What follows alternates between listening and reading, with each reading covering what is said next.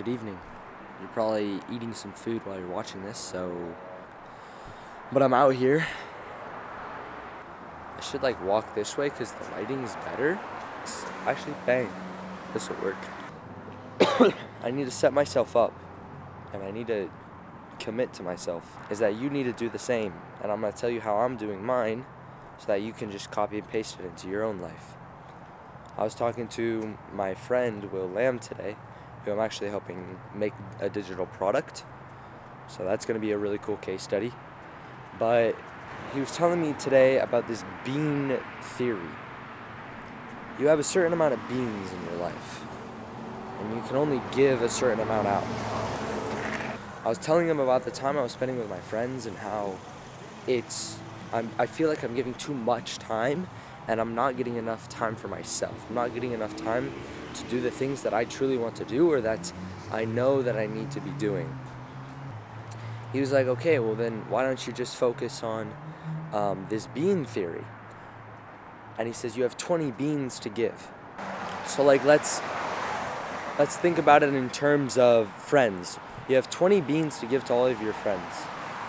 I'm going to give 10 beans to my friend Mohammed, and I'm going to give 10 beans to my friend Sebastian. I have 0 beans left to give to anybody else. That's one example. Your best friend, you probably give 10 out of the 20 beans to. Half, or maybe more, maybe 15 beans. But then you have 5 beans left to give to your other friends. And thinking about it in that way helped me visualize where my time is going and how I'm choosing to spend it.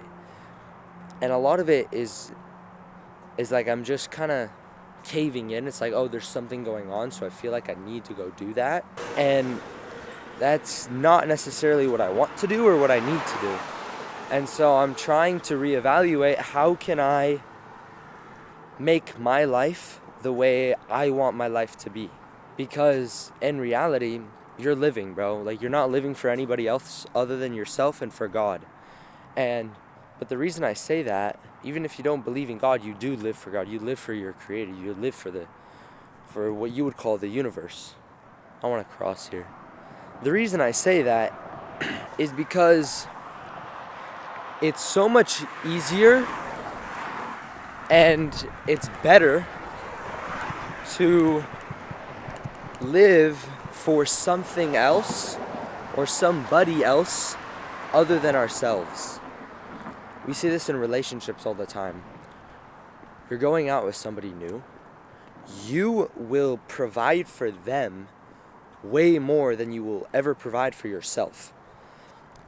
And we are wired that way. God created us in His image.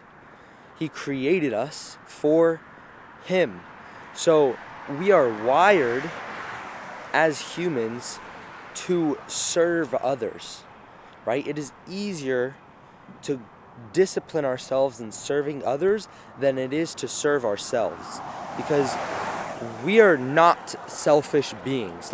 Innately, yes, our flesh is selfish, but we are made to serve others. We are made to help others. That is the key to literally everything in life. It's the key to business, the key to relationships, it's the key to yourself as well, and it's the key to your faith, to God.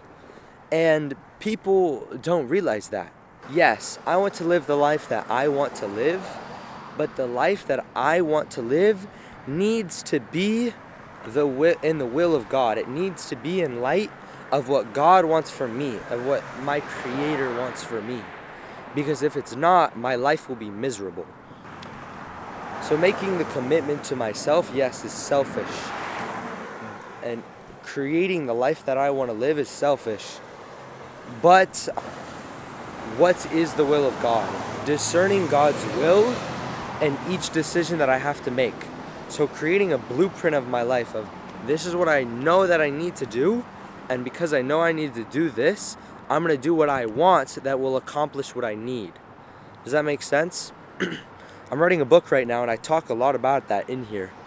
Everybody knows they need to do something, but not everybody loves or enjoys what they're doing to accomplish that need. So in order to do that, in order to do that, you need to find out what you can do to accomplish what you need to do that you will enjoy. Bang, we're recutting into this thing because I look better and I was walking the wrong way. But anyway, the thing that people get confused about with Christianity is how the point of Christianity is to have a relationship with God, a relationship with Jesus Christ. And through that relationship, because God is gracious, because He is loving and He is caring, and He loves us, and He died for us, Jesus Christ died for us, because of that, God allows us to do what we enjoy, but the stuff that He allows us to do that we enjoy must accomplish what we need to do. Does that make sense? You know, if you're fat, you need to get healthy. You need to get fit. You know that is a need. That is not just a want. That is not a desire. That is a need that you need to fix. And what God says is, okay, you don't like lifting weights? I have CrossFit for you. I have something else that you will enjoy. And if, let's say you don't like CrossFit, you hate it, but you enjoy lifting weights, God says, this is what is for you. This is what you enjoy. And He does that for you. He will do that for you. God gives you